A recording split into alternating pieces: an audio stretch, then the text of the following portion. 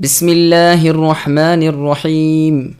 شروع کرتا ہوں اللہ کے نام سے جو بے انتہا مہربان نہایت رحم والے ہیں۔ اذا جاءك المنافقون قالوا نشهد انك لرسول الله والله يعلم انك لرسوله والله يشهد ان المنافقين لكاذبون اتخذوا أيمانهم جنة فصدوا عن سبيل الله إنهم ساء ما كانوا يعملون ذلك بأنهم آمنوا ثم كفروا فطبع على قلوبهم فهم لا يفقهون وإذا رأيتهم تعجبك أجسامهم وإن يقولوا تسمع لقولهم كأنهم خشب مسندة يحسبون كل صيحة عليهم هم العدو فاحذرهم قاتلهم الله أنا يؤفكون۔ اے نبی، آپ کے پاس جب منافق آتے ہیں تو کہتے ہیں کہ ہم اس بات کے قائل ہیں کہ بے شک آپ اللہ کے رسول ہیں، اور اللہ جانتے ہیں کہ یقیناً آپ اللہ کے رسول ہیں، اور اللہ گواہی دیتے ہیں کہ یہ منافق قطعاً جھوٹے ہیں۔ انہوں نے اپنی قسموں کو ڈھال بنا رکھا ہے، پس اللہ کی راہ سے رک گئے۔ بے شک برا ہے وہ کام جو یہ کر رہے ہیں۔ یہ اس سبب سے ہے کہ یہ ایمان لا کر پھر کافر ہو گئے، پس ان کے دلوں پر مہر کر دی گئی، اب یہ نہیں سمجھتے۔ جب آپ انہیں دیکھیں تو ان کے جسم آپ کو خوشنما معلوم ہوں، یہ جب باتیں کرنے لگیں تو آپ ان کی باتوں پر اپنا کان لگا لیں، گویا کہ یہ لکڑیاں ہیں سہارے سے لگائی ہوئیں، ہر سخت آواز کو اپنی ہی ہلاکی سمجھتے ہیں۔ یہی حقیقی دشمن ہیں، ان سے بچتے رہیے، اللہ انہیں غارت کرے کہاں سے پھرے جاتے ہیں۔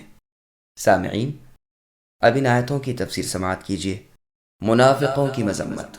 اللہ تعالیٰ منافقوں کے نفاق کو ظاہر کرتے ہیں کہ گو یہ آپ کے پاس اے نبی آ کر قسمیں کھا کھا کر اپنے اسلام کا اظہار کرتے ہیں، آپ کی رسالت کا اقرار کرتے ہیں، مگر دراصل دل کے کھوٹے ہیں۔ فی الواقع رسول اللہ کے رسول ہیں، ان کا یہ قول بھی ہے، مگر چونکہ دل میں اس کا کوئی اثر نہیں، لہٰذا یہ جھوٹے ہیں اس بات میں کہ یہ آپ کو اللہ کا رسول مانتے ہیں۔ یہ سچے ہونے کے لیے گو قسمیں کھائیں، لیکن آپ یقین نہ کیجئے، یہ قسمیں تو ان کے بائیں ہاتھ کا کھیل ہے، یہ تو اپنے جھوٹ کو سچ بنانے کا ایک ذریعہ ہیں۔ مقصد یہ ہے کہ مسلمان ان سے ہوشیار رہیں، کہیں انہیں سچا ایماندار سمجھ کر کسی بات میں ان کی تقلید نہ کرنے لگیں کہ یہ اسلام کے رنگ میں کفر کرا دیں۔ یہ اللہ کی راہ سے دور اور بدعمال لوگ ہیں۔ ضحاک رحمۃ اللہ علیہ کی قرات میں ایمانہم الف کے زیر کے ساتھ ہے، تو مطلب یہ ہوگا کہ انہوں نے اپنی ظاہری تصدیق کو اپنے لیے تقیہ بنا لیا ہے کہ قتل سے اور حکم کفر سے دنیا میں بچ جائیں۔ یہ نفاق ان کے دلوں میں اس گناہ کی شومی یعنی نحوست کے باعث رچ گیا ہے کہ ایمان سے گھوم کر کفر کی طرف اور ہدایت سے ہٹ کر ضلالت یعنی گمراہی کی جانب آ گئے ہیں۔ اب دلوں پر اللہ کی مہر لگ چکی ہے اور بات کی تہ کو پہنچنے کی قابلیت سب سلب ہو چکی ہے۔ بظاہر تو خوش روح خوشگو ہیں، اس فصاحت اور بلاغت سے گفتگو کرتے ہیں کہ خواہ مخواہ دوسرے کا دل اٹکا لیں، لیکن باطن میں بڑے کھوٹے، بڑے کمزور دل والے، نامرد اور بدنیت ہیں۔ جہاں کوئی واقعہ بھی رونما ہوا اور سمجھ بیٹھے کہ ہائے مرے، اور جگہ ہے اشحۃ علیکم، یعنی تمہارے مقابلے میں یہ منافق مسلمانوں بخل کرتے ہیں۔ پھر جس وقت خوف ہوتا ہے تو تمہاری طرف اس طرح آنکھیں پھیر پھیر کر دیکھتے ہیں گویا کسی شخص پر موت کی بے ہوشی طاری ہے۔ پھر جب خوف چلا جاتا ہے تو تمہیں اپنی بد کلامی سے چھید ڈالتے ہیں اور مال غنیمت کی حرص میں نہ کہنے کی باتیں کہہ گزرتے ہیں۔ یہ بے ایمان ہیں، ان کے اعمال غارت ہیں، اللہ پر یہ امر نہایت ہی آسان ہے۔ بس ان کی یہ آوازیں خالی پیٹ کے ڈھول کی بلند بانگ سے زیادہ وقعت نہیں رکھتیں۔ یہی تمہارے دشمن ہیں، ان کی چکنی چپڑی باتوں اور ثقہ اور مسکین صورتوں کے دھوکے میں نہ آ جانا۔ اللہ انہیں برباد کرے، ذرا سوچیں تو کیوں ہدایت کو چھوڑ کر بے راہی پر چل رہے ہیں۔ وَإِذَا قِيلَ لَهُمْ تَعَالَوْا يَسْتَغْفِرْ لَكُمْ رَسُولُ اللَّهِ لَوَّوْا رُؤُوسَهُمْ وَرَأَيْتَهُمْ يَصُدُّونَ وَهُمْ مُسْتَكْبِرُونَ۔ سواء عليهم استغفرت لهم ام لم تستغفر لهم لن يغفر الله لهم ان الله لا يهدي القوم الفاسقين هم الذين يقولون لا تنفقوا على من عند رسول الله حتى ينفضوا ولله خزائن السماوات والأرض ولكن المنافقين لا يفقهون يقولون لئن رجعنا إلى المدينة ليخرجن الأعز منها الأذل ولله العزة ولرسوله وللمؤمنين ولكن المنافقين لا يعلمون۔ اور جب ان منافقوں سے کہا جاتا ہے کہ آؤ تمہارے لیے اللہ کے رسول استغفار کریں تو اپنے سر مٹکاتے ہیں، اور آپ اے نبی دیکھیں گے کہ وہ تکبر کرتے ہوئے رک جاتے ہیں۔ ان کے حق میں اللہ کے رسول صلی اللہ علیہ وسلم کا استغفار کرنا اور نہ کرنا دونوں برابر ہے۔ اللہ تعالیٰ انہیں ہرگز نہ بخشیں گے۔ بے شک اللہ تعالیٰ ایسے نافرمان لوگوں کو ہدایت نہیں دیتے۔ یہی وہ ہے جو کہتے ہیں کہ جو لوگ رسول اللہ صلی اللہ علیہ وسلم کے پاس ہیں انہیں کچھ نہ دو یہاں تک کہ وہ ادھر ادھر چلے جائیں۔ آسمان و زمین کے کل خزانے اللہ تعالیٰ کی ملکیت ہیں، لیکن یہ منافق بے سمجھ ہیں۔ یہ کہتے ہیں کہ اگر اب لوٹ کر مدینہ جائیں گے تو ہر عزت والا وہاں سے ذلت والے کو نکال دے گا۔ سنو، عزت تو صرف اللہ تعالیٰ کے لیے اور اللہ کے رسول کے لیے اور ایمانداروں کے لیے ہے، لیکن یہ منافق بے علم ہیں۔ سامعین، اب ان آیتوں کی تفسیر سماعت کیجیے۔ منافقوں کی بد خصلتیں۔ ملعون منافقین کا ذکر ہو رہا ہے کہ ان کے گناہوں پر جب ان سے سچے مسلمان کہتے ہیں کہ آؤ رسول کریم صلی اللہ علیہ وسلم تمہارے لیے استغفار کریں گے تو اللہ تعالیٰ تمہارے گناہ معاف فرما دیں گے، تو یہ منافق تکبر کے ساتھ سر ہلانے لگتے ہیں اور اعراض کرتے ہیں اور رک جاتے ہیں۔ اس کا بدلہ یہی ہے کہ اب ان کے لیے بخشش کے دروازے بند ہیں۔ نبی کا استغفار بھی انہیں کچھ نفع نہ دے گا۔ بھلا ان فاسقوں کی قسمت میں ہدایت کہاں؟ سورہ برات میں بھی اسی مضمون کی آیت گزر چکی ہے، اور وہیں اس کی تفسیر اور ساتھ ہی اس کے متعلق کی حدیثیں بھی بیان کر دی گئی ہیں۔ ابن ابی حاتم میں ہے کہ سفیان ثوری رحمۃ اللہ علیہ راوی نے اپنا منہ دائیں جانب پھیر لیا اور غضب و تکبر کے ساتھ ترچی آنکھ سے گھور کر دکھایا کہ اسی کا ذکر اس آیت میں ہے۔ اور سلف میں سے اکثر حضرات کا فرمان ہے کہ یہ سب کا سب بیان عبداللہ ابن ابی ابن سلول کا ہے، جیسے کہ عنقریب آ رہا ہے انشاءاللہ تعالی۔ سیرت محمد ابن اسحاق میں ہے کہ عبداللہ ابن ابی ابن سلول اپنی قوم کا بڑا اور شریف شخص تھا۔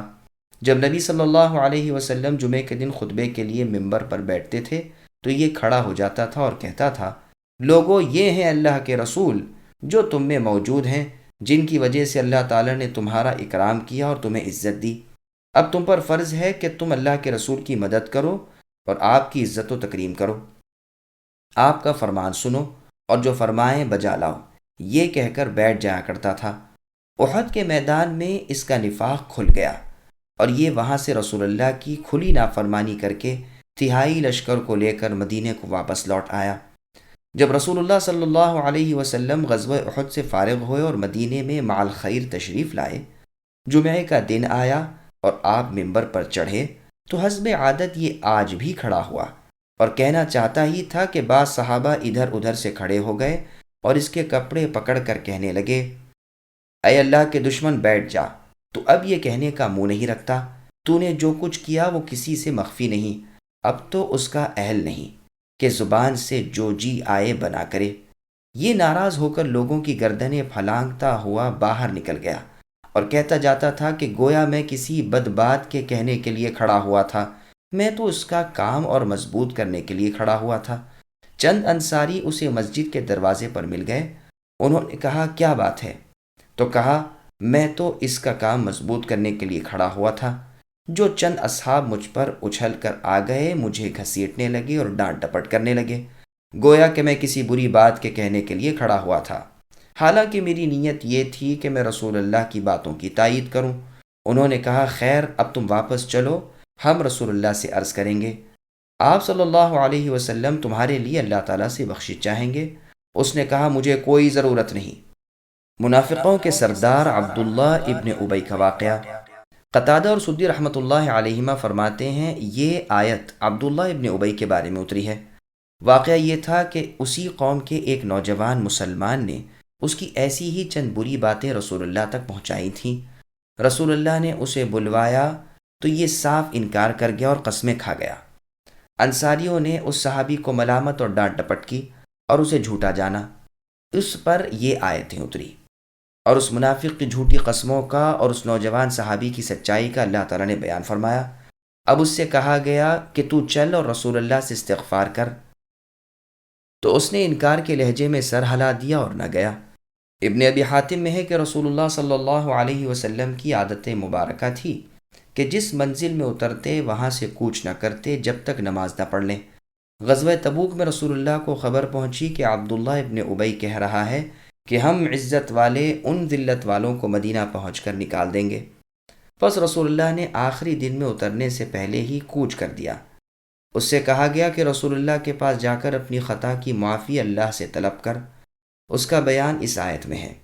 اس کی سند ابن جبیر رحمۃ اللہ علیہ تک تو صحیح ہے، لیکن یہ کہنا کہ یہ واقعہ غزوہ تبوک کا ہے اس میں نظر ہے، بلکہ یہ ٹھیک نہیں ہے، اس لیے کہ عبداللہ ابن ابی ابن سلول تو اس غزوے میں تھا ہی نہیں، بلکہ لشکر کی ایک جماعت کو لے کر یہ تو لوٹ گیا تھا۔ کتب سیر و مغازی کے مصنفین میں یہ تو مشہور ہے کہ یہ واقعہ غزوہ مریسیع یا غزوہ بن المصطلق کا ہے۔ بیہقی میں ہے کہ ہم غزوے میں رسول اللہ کے ساتھ تھے، ایک مہاجر نے ایک انصاری کو پتھر مار دیا۔ اس پر بات بڑھ گئی اور دونوں نے اپنی جماعت سے فریاد کی اور انہیں پکارا۔ رسول اللہ سخت ناراض ہوئے اور فرمانے لگے کہ کیا جاہلیت کی ہانک لگانے لگے؟ اس فضول خراب عادت کو چھوڑ دو۔ عبداللہ ابن ابی ابن سلول کہنے لگا اب مہاجر یہ کرنے لگ گئے؟ اللہ کی قسم مدینہ پہنچتے ہی ہم ذی عزت ان ذلیلوں کو وہاں سے نکال باہر کریں گے۔ اس وقت مدینے میں انصار کی تعداد مہاجرین سے بہت زیادہ تھی، گو بعد میں مہاجرین بہت زیادہ ہو گئے تھے۔ عمر رضی اللہ عنہ کو جب ابن ابی کے اس قول کا علم ہوا تو انہوں نے رسول اللہ سے اس کے قتل کرنے کی اجازت چاہی، مگر رسول اللہ نے روک دیا۔ مسند احمد میں زید بن ارقم رضی اللہ عنہ سے مروی ہے کہ غزوہ تبوک میں نے جب اس منافق کا یہ قول رسول اللہ کے سامنے بیان کیا اور اس نے آ کر انکار کیا اور قسمیں کھا گیا، اس وقت میری قوم نے مجھے بہت کچھ برا کہا اور ہر طرح کی ملامت کی کہ میں نے ایسا کیوں کیا۔ میں نہایت غمگین دل ہو کر وہاں سے چل دیا اور سخت رنج و غم میں تھا، جو رسول اللہ نے مجھے یاد فرمایا اور فرمایا اللہ تعالیٰ نے تیرا عذر نازل فرمایا اور تیری سچائی ظاہر کی ہے، اور یہ آیت اتری ہم الذین الی آخرہ۔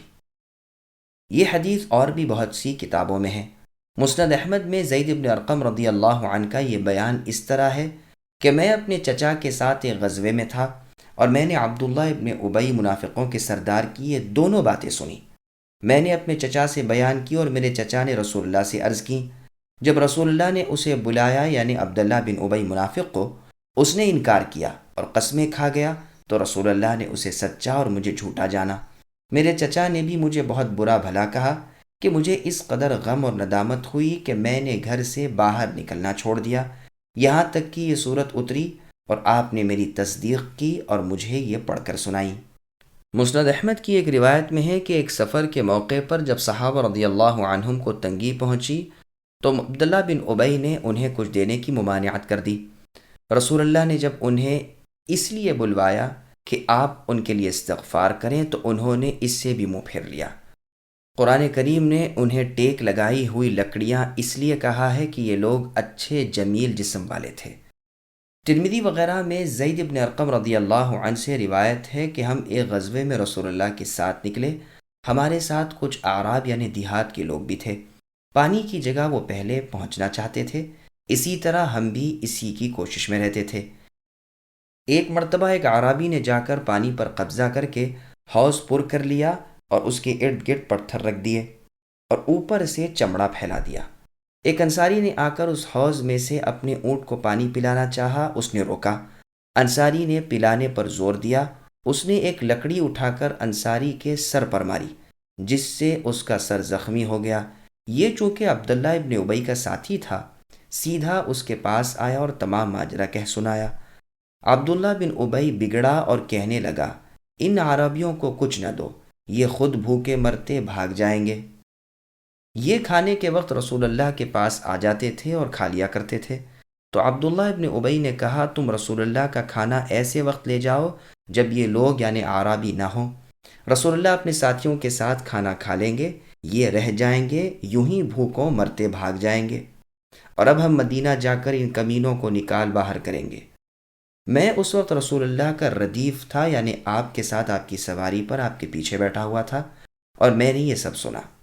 اپنے چچا سے ذکر کیا، چچا نے رسول اللہ سے ذکر کیا، رسول اللہ نے اسے بلوایا، یہ انکار کر گیا اور حلف اٹھا لیا۔ رسول اللہ نے اسے سچا سمجھا اور مجھے جھوٹا قرار دیا۔ چچا میرے پاس آئے اور کہا، تم نے یہ کیا حرکت کی؟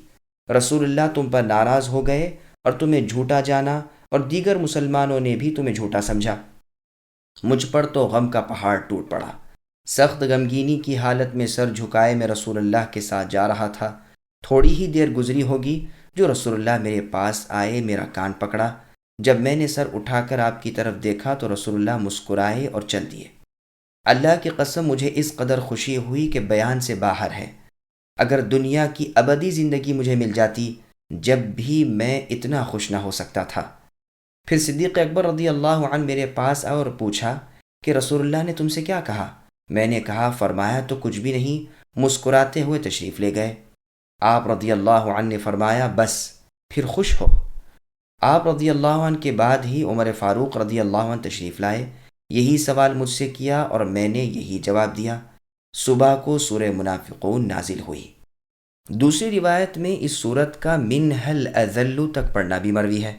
عبداللہ ابن لہیہ رحمۃ اللہ علیہ اور موسیٰ ابن عقبہ رحمۃ اللہ علیہ نے بھی اس حدیث کو مغازی میں بیان کیا ہے، لیکن ان دونوں کی روایت میں خبر پہنچانے والے کا نام اوس ابن ارقم ہے، جو قبیلے بنو حارث ابن خزرج میں سے تھے۔ تو ممکن ہے زید ابن ارقم رضی اللہ عنہ نے بھی خبر پہنچائی ہو، اور اوس رضی اللہ عنہ نے بھی، اور یہ بھی ممکن ہے کہ راوی سے نام میں غلطی ہو گئی ہو، واللہ اعلم۔ ابن ابی حاتم میں ہے کہ یہ واقعہ غزوہ مریسیع کا ہے۔ یہ وہ غزوہ ہے جس میں خالد رضی اللہ عنہ کو بھیج کر رسول اللہ نے منات بت کو توڑوا دیا تھا، جو قفا مشلل اور سمندر کے درمیان تھا۔ اسی غزوے میں دو شخصوں کے درمیان جھگڑا ہو گیا تھا، ایک مہاجر، دوسرا قبیلے بہز کا تھا، اور قبیلے بہز انصاریوں کا حلیف تھا۔ بہزی نے انصاریوں کو اور مہاجر نے مہاجرین کو آواز دی۔ کچھ لوگ دونوں طرف سے کھڑے ہو گئے اور جھگڑا ہونے لگا۔ جب ختم ہوا تو منافق اور بیمار دل لوگ عبداللہ ابن ابی منافقوں کے سردار کے پاس جمع ہوئے اور کہنے لگے کہ ہمیں تو تم سے بہت کچھ امیدیں تھیں، تم ہمارے دشمنوں سے ہمارا بچاؤ تھے، اب تو تم بیکار سے ہو گئے، نہ نفع کا خیال نہ نقصان کا۔ تم نے ہی ان جلالیب کو اتنا چڑھا دیا کہ بات بات پر ہم پر چڑھ دوڑیں۔ نئے مہاجرین کو یہ منافقین لوگ جلالیب کہتے تھے۔ اس اللہ کے دشمن عبداللہ بن ابی نے جواب دیا کہ اب مدینہ پہنچتے ہی ان سب کو وہاں سے دیس نکال دیں گے۔ مالک ابن دخشن جو منافق تھا، نہیں بلکہ مالک ابن دخشن منافق نہیں بلکہ مخلص صحابی تھے، اور ان کے اخلاص پر رسول اللہ نے گواہی دی تھی۔ انہوں نے کہا کہ میں تو تمہیں پہلے ہی سے کہتا ہوں کہ ان لوگوں کے ساتھ سلوک کرنا چھوڑ دو، خود بخود منتشر ہو جائیں گے۔ یہ باتیں عمر رضی اللہ عنہ نے سن لی اور خدمت نبوی میں آ کر عرض کرنے لگے کہ اس بانی فتنہ یعنی منافقوں کے سردار عبداللہ ابن ابی کا قصہ پاک کرنے کی مجھے اجازت دیجیے۔ رسول اللہ نے فرمایا، اچھا اگر اجازت دوں تو کیا تم اسے قتل کر ڈالو گے؟ عمر رضی اللہ عنہ نے کہا، یا رسول اللہ، اللہ تعالیٰ کی قسم ابھی اپنے ہاتھ سے اس کی گردن مار دوں گا۔ رسول اللہ نے فرمایا، اچھا بیٹھ جاؤ۔ اتنے میں اسید ابن حضیر رضی اللہ عنہ بھی یہی کہتے ہوئے آئے۔ رسول اللہ نے ان سے بھی یہی پوچھا اور انہوں نے بھی یہی جواب دیا۔ آپ نے انہیں بھی بٹھا لیا۔ پھر تھوڑی دیر گزری ہوگی جو کوچ کرنے کا حکم دیا، اور وقت سے پہلے ہی لشکر نے کوچ کیا۔ وہ رات دن دوسری صبح تک برابر چلتے ہی رہے۔ جب دھوپ میں تیزی آ گئی اترنے کو فرمایا۔ دوپہر ڈھلتے ہی جلدی سے کوچ کیا اور اسی طرح چلتے رہے۔ تیسرے دن صبح کو قفا مشلل سے مدینہ پہنچ گئے۔ عمر رضی اللہ عنہ کو بلوایا، ان سے پوچھا کہ کیا میں اس کے قتل کا تمہیں اے عمر حکم دیتا تو تم اسے یعنی عبداللہ بن ابی کو مار ڈالتے؟ عمر رضی اللہ عنہ نے عرض کیا یقیناً میں اس کا سر تن سے جدا کر دیتا۔ آپ نے فرمایا اگر تم اسے اس دن قتل کر ڈالتے تو بہت سے لوگوں کی ناک خاک آلودہ ہو جاتی کہ میں اگر انہیں کہتا تو وہ بھی اسے مار ڈالنے میں تأمل نہ کرتے، پھر لوگوں کو باتیں بنانے کا موقع ملتا کہ محمد صلی اللہ علیہ وسلم اپنے ساتھیوں کو بھی بے دردی سے مار ڈالتے ہیں۔ اسی واقعے کا بیان ان آیتوں میں ہے۔ یہ سیاق بہت عجیب و غریب ہے اور اس میں بہت سی ایسی عمدہ باتیں ہیں جو دوسری روایتوں میں نہیں۔ سیرت محمد ابن اسحاق میں ہے کہ عبداللہ ابن ابی منافق کے بیٹے عبداللہ رضی اللہ عنہ جو پکے سچے مسلمان تھے، اس واقعے کے بعد رسول اللہ کی خدمت میں حاضر ہوئے اور گزارش کی کہ یا رسول اللہ، میں نے سنا ہے کہ میرے باپ نے جو بکواس بکی ہے اس کے بدلے آپ صلی اللہ علیہ وسلم اسے قتل کرنا چاہتے ہیں۔ اگر یوں ہی ہے تو اس کے قتل کا حکم آپ کسی اور کو نہ دیجیے، میں خود جاتا ہوں اور ابھی اس کا سر آپ کے قدموں تلے ڈالتا ہوں۔ قسم اللہ کی، قبیلہ خزرج کا ایک ایک شخص جانتا ہے کہ مجھ سے زیادہ کوئی بیٹا اپنے باپ سے احسان و سلوک اور محبت و عزت کرنے والا نہیں، لیکن میں فرمان رسول پر اپنے پیارے باپ کی گردن مارنے کو تیار ہوں۔ اگر رسول اللہ نے کسی اور کو یہ حکم دیا اور اس نے اسے مارا تو مجھے ڈر ہے کہ کہیں جوش انتقام میں اسے نہ مار بیٹھوں، اور ظاہر ہے کہ اگر یہ حرکت مجھ سے ہو گئی تو میں ایک کافر کے بدلے ایک مسلمان کو مار کر جہنمی بن جاؤں گا۔ رسول اللہ میرے باپ کے قتل کا حکم مجھے دیجیے۔ رسول اللہ نے فرمایا نہیں، میں اسے قتل کرنا نہیں چاہتا، ہم تو اس سے اور نرمی برتیں گے اور اس کے ساتھ حسن سلوک کریں گے جب تک وہ ہمارے ساتھ ہے۔ عکرمہ اور ابن زید رضی اللہ عنہما کا بیان ہے جب رسول اللہ اپنے لشکروں سمیت مدینہ پہنچے تو اس منافق عبداللہ بن ابی کے لڑکے عبداللہ رضی اللہ عنہ مدینے کے دروازے پر کھڑے ہو گئے، تلوار کھینچ لی، لوگ مدینے میں داخل ہونے لگے، یہاں تک کہ ان کا باپ عبداللہ بن ابی آیا تو یہ فرمانے لگے پرے رہو، مدینے میں نہ جاؤ۔ اس نے کہا کیا بات ہے، مجھے کیوں روک رہا ہے؟ عبداللہ رضی اللہ عنہ نے فرمایا تو مدینہ نہیں جا سکتا جب تک کہ رسول اللہ تیرے لیے اجازت نہ دیں، عزت والے تو اللہ کے رسول ہی ہیں اور تو ذلیل ہے۔ یہ رک کر کھڑا ہو گیا یہاں تک کہ رسول اللہ تشریف لائے۔ رسول اللہ کی عادت مبارکہ تھی کہ لشکر کے آخری حصے میں ہوتے تھے۔ رسول اللہ کو دیکھ کر اس منافق نے اپنے بیٹے کی شکایت کی۔ رسول اللہ نے پوچھا تم اسے کیوں روک رہے ہو؟ انہوں نے کہا قسم اللہ کی، جب تک آپ کی اجازت نہ ہو یہ اندر نہیں جا سکتا۔ چنانچہ رسول اللہ نے اجازت دی۔ اب عبداللہ رضی اللہ عنہ نے اپنے باپ کو شہر میں داخل ہونے دیا۔ يا أيها الذين آمنوا لا تلهكم أموالكم ولا أولادكم عن ذكر الله ومن يفعل ذلك فأولئك هم الخاسرون وأنفقوا مما رزقناكم من قبل أن يأتي أحدكم الموت فيقول رب لولا أخرتني إلى أجل قريب